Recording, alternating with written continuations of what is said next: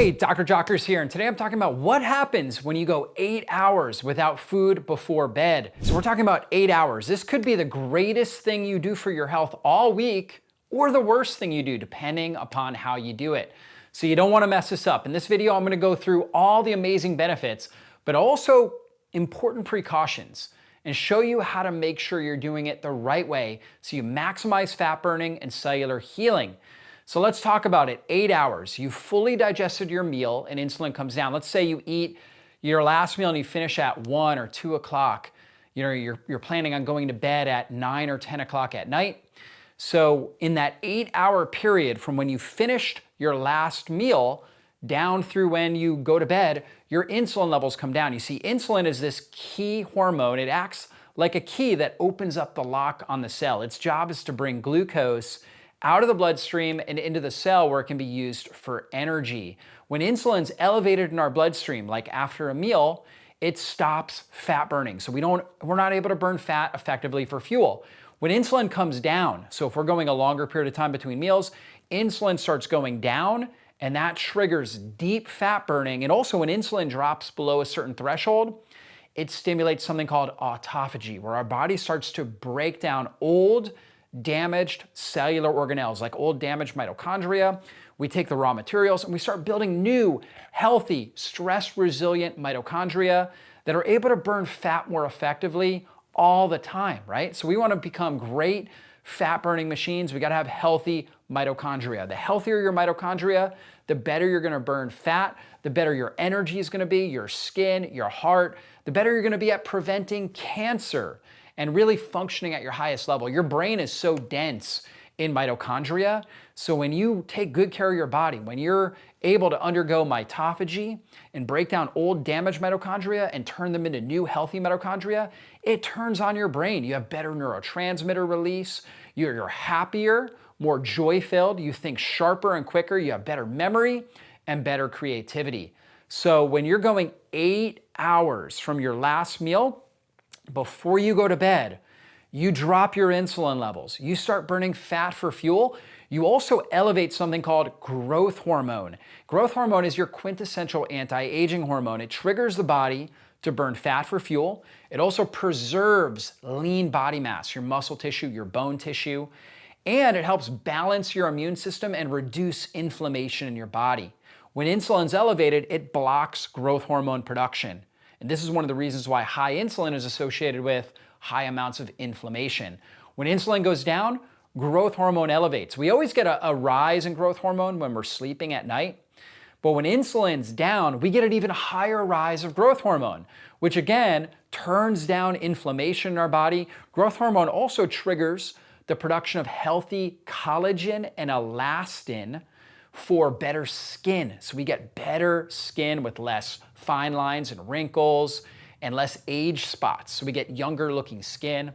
We also produce, at night, we produce more melatonin. And melatonin really goes hand in hand with growth hormone. We know melatonin is not only the sleep hormone that helps induce a state of deep restorative sleep, but on top of that, melatonin is our #1 antioxidant for mitochondrial function. So it actually helps clean up all the different free radicals and metabolic damage that occurs in the mitochondria when we're producing cellular energy. When we don't have proper melatonin production getting into the mitochondria, we end up with a whole bunch of damaged mitochondria that create zombie cells. These kind of cells that really don't produce much cellular energy or do their desired function, but instead they spit out pro-inflammatory compounds and they actually poison all the cells around them. Melatonin is one of the keys for keeping zombie cells down, right? For reducing the amount of zombie cells, killing off zombie cells, and turning on healthy, stress-resilient mitochondria and healthy, stress-resilient cells. So we need good melatonin and growth hormone release. That's what happens when we go 8 hours between our last meal and we fast during that period of time and then go to sleep. We get better melatonin, better growth hormone, more autophagy, more deep cellular healing, which results in better overall mitochondrial function. Again, the better your mitochondria are at functioning, the better they are at burning fat for fuel. The mitochondria love to burn fat but we need them to be really healthy and stress resilient in order to do that. This is what this sort of 8-hour fast actually does. Turns up mitochondrial function. It also helps the microbiome by trimming down the primary feeders in your gut microbiome. You see, you've got primary feeders and secondary feeders. The primary feeders live right above the gut mucosa. So you've got this mucus layer on top of the intestinal cells. That's where the primary feeders live. And they have first access to any sort of food that comes in. The secondary feeders live deep within the mucosa. And what happens when we're continually eating is we overfeed the primary feeders and they crowd out the secondary feeders. So the secondary feeders actually start to die down. Those primary feeders are going to release a lot of toxic byproducts, including things like LPS, lipopolysaccharides, which drive inflammation in the body. And so they release more compounds like histamines that drive histamine intolerance and trigger things like asthma and allergies. And so we've got to keep those primary feeders under control. How do we do that? We go longer periods of time between meals, including doing an 8-hour fast before you go to bed at night. That helps to trim down the primary feeders, kind of like mowing your lawn. And that allows the secondary feeders to develop. You see, in my yard, I have an apple tree which sits right above a blueberry bush. And the apple tree produces apples, the blueberry bush produces blueberries. But in order for the blueberry bush to actually thrive, we have to trim the hedges on the apple tree. So we actually have to cut off some of the branches on the apple tree, or that apple tree will grow too quickly and it will not allow for any sun to get on the blueberry bush, and then we don't get blueberries. So we have to reduce the amount of potential apples we get in order to get blueberries. And so this is kind of what happens in the gut. In order to get the secondary feeders, things like Akkermansia and Faecalibacterium prusnitzii, these really powerful keystone bacteria that are associated with lower risks of all-cause mortality and all different types of chronic diseases, we need some time between meals in order to starve down the primary feeders. If we get an overgrowth of primary feeders, we're not going to get the secondary feeders. Those secondary feeders help produce things like butyric acid and urolithin A, which are these powerful mitochondrial supportive postbiotic compounds that strengthen the gut microbiome and strengthen the mitochondria in the intestinal cells. And so you see the mitochondria, what their job to do is actually to pull oxygen out of the intestinal layer. And when they do that, they actually help to kill off the aerobic or the primary feeding bacteria. And so these primary feeders, again, produce a lot of potentially damaging compounds. And the anaerobic bacteria that can't survive in an oxygen-based environment, they live deep within the mucosa. And so we need those anaerobes to really function well because they produce the postbiotics that strengthen the mitochondria. The better the mitochondria in the intestines, the more obligate anaerobic bacteria, the less aerobic bacteria, and the better overall mitochondrial function, and the more diverse the microbiome. So it really helps to reset our microbiome and strengthen the intestinal cell function. And the strength and integrity of our intestinal cells is really key for keeping inflammation under control. What I've also found is when people do this 8-hour fast, not only do they turn on fat burning, improve mitochondrial function, improve their gut microbiome, but I also find that they're not even hungry in the morning because it actually triggers natural satiation. And so most people are just not even hungry when they wake up in the morning. It allows them to fast longer, so they are able to drop their insulin even more and burn even more fat for fuel. Now, let's talk about how to prepare for this 8-hour fast. Number one is you want to eat a high protein meal before you go ahead and fast. And I recommend 2 high protein meals. So you might eat a really good high protein meal at, let's say, 8 or 9 a.m. and then another one around 1 o'clock p.m. What does a high protein meal look like? Well, you want to get at least 30 to 50 grams of protein in that meal. Typically with steak, you have about 7 grams, or beef, you have 7 grams of protein per ounce. With chicken, you have 8 grams of protein per ounce. With eggs, you have roughly about 6 grams of protein per egg. So you can do the math on that. When it comes to steak, you need at least 5 ounces of steak to get over the 30-gram threshold. That's gonna trigger natural satiety and help you be able to fast that 8 hours before you go to bed. So make sure you're getting enough high quality protein foods, also healthy fats. You don't want any sort of seed oils like corn oil, soybean, safflower, cottonseed oil. Make sure you're avoiding that. Instead, stick with healthy fats. It's gonna come from your grass-fed animal products. It's also gonna come from things like high polyphenol extra virgin olive oil, as well as avocados and coconut oil. All of those are really healthy fats that provide satiety, so you feel satiated, you feel good between meals. When you get the protein and the fats right, you're not gonna feel hungry. You're actually gonna have natural satiety, and it's gonna be really easy to do this 8-hour fast before you go to bed, and you're gonna have the best night sleep ever. You're gonna feel amazing while you're sleeping through the night. If you eat a whole bunch of processed carbohydrates before you begin this sort of 8-hour fast, or a bunch of seed oils, you're gonna have a lot of cravings. You're gonna feel really awful, and you probably won't even be able to sleep well because you're gonna have these cravings, you're gonna feel hungry, and it's gonna drive up more stress hormone, more cortisol, and more epinephrine or adrenaline, right? And that's gonna keep you up at night. In fact, you might have tachycardia where your heart starts beating. You may have like AFib, kind of where you're skipping beats because your body's so stressed and your blood sugar went way up and then it dropped way low. And so we wanna make sure we're avoiding any sort of processed carbs. We wanna make sure we're avoiding seed oils and instead focus on the protein, healthy fats, also colorful fruits and vegetables. They provide not only healthy fiber, but also polyphenols that are really good for the gut microbiome, that help provide satiety to your body. So colorful fruits and vegetables are great as well. Just make sure you're getting your protein and your fats. You don't wanna just eat, for example, like a big arugula salad. Although that can be a nice side component to your meal, you have to make sure you're getting your protein right. 30 to 50 grams of protein, add in some more healthy fats, and that's gonna help you with the satiety. Another thing you wanna do is get out in the sun during the day and then watch the sunset at night.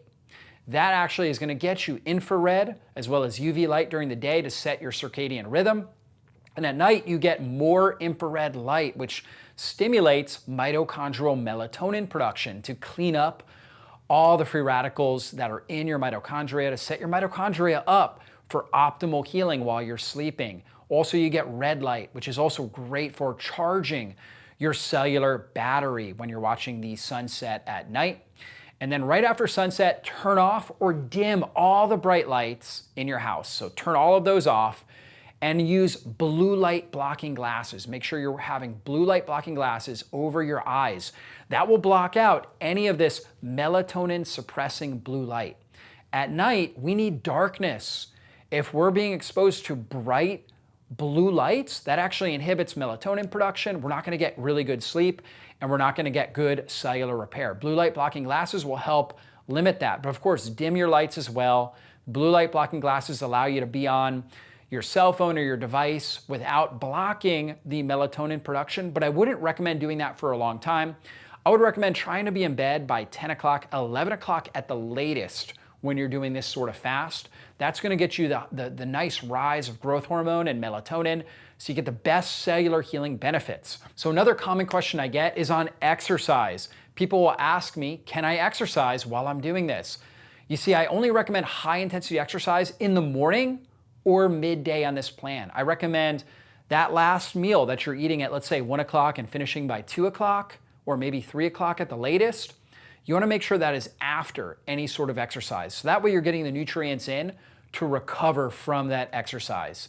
In the evening, I only recommend low intensity exercise. That's gonna be something like taking a walk or maybe like a mild bike ride, but not something that's gonna really get your heart rate up, not weightlifting. That's gonna set you up for the best possible results. If you're exercising at a high intensity, that's gonna trigger more stress hormones, and that's not gonna allow you to get great deep sleep. And you also may trigger more cravings and hunger. And again, that's gonna affect your sleep and your ability to heal at the cellular level. So make sure you're doing that. Now, another common question I get is, what can I drink during this fast? So again, you finish your meal, let's say 2 o'clock, 3 o'clock in the afternoon. You can drink water, you can drink herbal tea, non-caffeinated beverages. If you're having caffeine after 2 or 3 o'clock in the afternoon, that could definitely affect your sleep and your ability to really do deep cellular healing and fat burning. So if you're gonna have caffeine, have it in the morning or the midday, but cut it off by 2 o'clock at the latest, 2 p.m. at the latest. It should always be cut off really 8 to 9 hours before you go to bed. But you can drink water, you can drink non-caffeinated herbal teas or even decaf coffee if you do okay on that. Those are all great to be able to drink. You want non-caloric beverages. So again, water, lemon water, maybe some apple cider vinegar in water. That works great as well. That's only gonna help support your mitochondria with the acetic acid that's in there. It helps stimulate mitophagy, the breakdown of the old damaged mitochondria and the recycling and creation of new healthy mitochondria. So a tablespoon of apple cider vinegar and 8 ounces of water, that can be a great thing that you can drink while you're going through that fasting period. A lot of people like to do that before they go to bed, so that way they're able to burn fat more effectively at night while they're sleeping, and they wake up more refreshed and with healthier, stronger mitochondria. So good hydration. I wouldn't hydrate too much right before you go to bed because that can keep you up at night, obviously having to urinate, go to the bathroom. So drink most of it, let's say, and finish off by 7, 8 o'clock at night, and then limit the amount of water that you're drinking after that. Now, another question I get is, what else can I do beyond the 8 hours before I go to bed, beyond fasting? What else can I do to improve the benefits, the deep autophagy and cellular healing, the mitochondrial benefits? Are there anything else that I can do? And the answer is absolutely yes, there are. You could do things like an infrared sauna, for example. That can be really, really helpful. We talked about going out and taking a walk. Taking a walk can help improve your circulation, help stimulate deeper amount of fat burning. Again, low intensity exercise is really, the best approach. You can also do something like an Epsom salt bath, where you get in a bathtub, you put a cup of Epsom salts in there, and that's actually providing magnesium and sulfates to help your body detoxify. It helps relax your body and helps set you up for great sleep. Turn off all the lights. Maybe just have a candle light on while you're doing that. Put on some light music. You can use good quality essential oils and get some aromatherapy benefits before you go to bed to help you sleep more effectively. Make sure at night while you're sleeping, you've got an eye mask on over your eyes to block out any sort of ambient light so you get deeper, more restorative sleep. That can be extremely beneficial. You can also do a castor oil pack. Just take basically like a tablespoon of castor oil. You can buy the whole pack. I recommend the Queen of Thrones castor oil packs. It's my favorite brand. They come with an actual flannel pack that makes it easy. You just take a tablespoon of the oil, you rub it on the pack, you put it up over your liver. That's gonna help dilate your bile ducts and allow your body to remove more toxins, which helps you burn fat more effectively for fuel. So I recommend doing the castor oil packs at night while you go to sleep, or maybe keep it on for like 45 minutes before you go to bed. So if you don't feel comfortable with it while you're sleeping, stick it on there for 45 minutes, take it off, clean up the stickiness that's on your liver, and that's why you wear the pack, because otherwise it'll get on your clothes. Clean that up off of your skin. Enough of that oil now has gotten into your bloodstream and into your liver to where it's having the impact, so you can clean up the leftover on your skin, and that will help set you up for better detox and better fat burning. So those are some easy things that you can do to help improve the benefits. When you wake up in the morning, make sure you do some oil pulling. Put a little teaspoon of coconut oil in your mouth, swish it around for 5 or 10 minutes, go outside and spit it out, or spit it out in a trash can, and that will help reduce the amount of inflammatory metabolic products from the bacteria in your mouth, right? So it'll help improve your oral hygiene, and that reduces inflammation throughout your body as well. So a lot of little things that you can do to help stack on the benefits of doing this 8-hour fast before you go to bed. How often would you do this sort of fast? You can do it as minimal as, let's say, once a week, right? This is what I do. On one day a week, I'll eat a lunch, and then I'll fast the rest of the day and get all these amazing benefits. And that works great for me. For other people, they'll do it every single day or maybe a few times a week. Depends on what your health goals are, how much fat you want to burn, how much anti-aging benefits you want to get. So you can do it every day if you want to, if your body's tolerating that and feeling really good with it. Or you can just do it one day a week. But I guarantee you that if you start doing that, you're gonna feel how good it feels to get your insulin down, stimulate that mitophagy and autophagy, and get deep cellular healing and detoxification. So try that out today and share this with anybody that you know and that you care about so they can start doing it with you. We'll see you in a future video. Be blessed.